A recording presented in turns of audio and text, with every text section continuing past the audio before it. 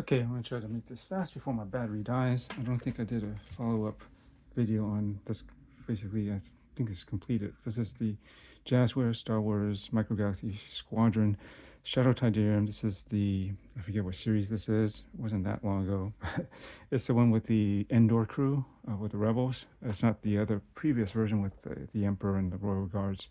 You know, the Imperial version. This is the one they snuck down to Endor with. And I think I finished all the weather detailing. Most of that was around the body of the craft here, because it was strangely like clean compared to the wings, which has the added like weathering effects and panel lines, as even the front cockpit had that, but this didn't. So yeah, just to review, this, when I put this on, was pretty crooked. It was really bent in. All I did was just kept bending the heck out of it so that it started to go back this way. I couldn't see or get into this enough to see like if there was something inside that was not sitting right, or a piece of plastic that was keeping it from sitting flush and was pushing it out this way. So I just forcefully just kept pulling on this and holding it, letting it go, see if it will settle. And then finally, it seemed like it's in a good spot. I just filled in like a bunch of crazy glue in there just and let it solidify, and hopefully that would be solid enough to hold its place. And it seems to be. It's a lot better than where it was. I don't think it's perfect. I think it's still ever so slightly off, but for the most part, you can't really tell from most angles anyways. So it's definitely a heck of a lot straighter than if you might have seen in the early or the previous video. These could probably be bent and reshaped slightly to be more straight, but that's not too bad. But yeah, the main thing was, oops, hold on. Before I do that, I gotta get the, oh man, I forgot. Well, I'm gonna have to reseat these guys later, but I just wanted to show you. I did the bottom as well, even inside here, and the landing bay or the walkway in there, just cover everything while I was at it. And inside here, yeah, so I'm gonna have to take a look, reseat these guys. I think the ones inside the Rebels, or they got the clips on them, but they're a bit looser in here.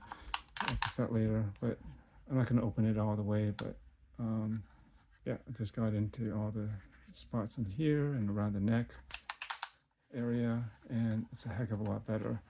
The only other thing that I ended up fixing too was, let's see, I didn't really add anything. Did I add anything to these? Maybe I did, slightly, but not a heck of a lot. I think for the most part they work as is, so I didn't bother too much. But what I did do was, on this fin, again, if I did anything, maybe I did some along inside. Yeah, I did fill in, go over the insides, I believe, with a bit of wash, and just let that settle. And here there was actually a spot that wasn't painted all the way dark. There was like a little light spot in here, and I just took a little bit of dark gray or something, or black gray or something like that, and filled it in, and cleaned it up with some thinner, and then, and that's basically it. And I even got into this area inside around the engines. I wanted to do some in there, but I was worried that weathering it runs into, it kind of has a bit of capillary action, so it'll run into the cracks real easily, and I didn't want to put any darkening of the engine glow. That this just doesn't look right, so I purposely left that just kind of not messed with, but I just did as much as I could around it. Yeah, I just didn't want to have to clean up the engine. It should stay light blue. And when I did the panel lines, it basically, I guess it's panel lines, the weathering, all that, it left some darkness like at the end of these gun tips, which helps, especially back here. Otherwise, they wouldn't have been, they would have been just kind of solid. So that just kind of helps give the effect that there's like an actual like barrel, and something can fire out of it. It's not just plugged up solid. And that's basically it. Let's see here if I can't open this. And receipt Mr. Solo back here. I mean, Chewie fits fine. He's pretty big. But on, there's nothing, that's the only thing though, there's nothing really to grip their legs on the bottom. So they're kind of easy to free flow. You know what I need to do? This doesn't look good. I need to clean up this area because I did the weather and I haven't opened it up since. I think I did a little late, a bit of application after the fact, and there's some that kind of ran off here a bit, and of course you can see right here. So I want to just take some alcohol later and just quickly clean that up so it doesn't leave a mark here that doesn't look so good when you open it up. So this will probably remain closed for almost the remainder of its life. And this is fine, but you know, in retrospect, when you look at this, it's kind of ridiculous. I mean, they look like they're kids sitting in a big ass parent's vehicle, because like, look how inset they are and like down below. I mean, they don't really actually can see past the windows, which is kind of hilarious. Unless the shuttle flies really low like this, then they can start to see out the front window. But otherwise, normally, they're not going to see much here through these windows. I think they set these characters a bit too far forward and down low in here. Zoom up in there. You see what I mean? It's like they should have been like, the console should have been further out, and the seats probably right about here, I would say, at least, and then consequently they would rise up a little bit too. Yeah, I don't think there was a need for it to be that far forward. But it is what it is. What am I going to do, right? It wouldn't look right if I pretend those seats don't exist but up front and just sit them in the back, and you would see too much of them. So that's basically the way it goes. So anyways, back this up, and yeah, this is a pretty nice representation of the Shuttle Tyderium. It's always one of my favorite crafts since Return of the Jedi came out back in, was it 83 or 84? Something like that. I'm pretty sure it was pretty early, early mid 80s.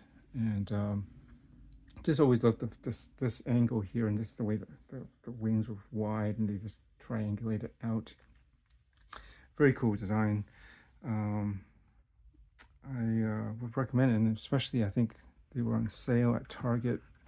They've been up for a bit, and I just kind of waited. I wasn't going to get this actually, because I do actually have another Shuttle Tyderium that was from Revel. It's a model I made a while back, and it's basically sitting in this configuration like this because I don't have a space to display it opened up.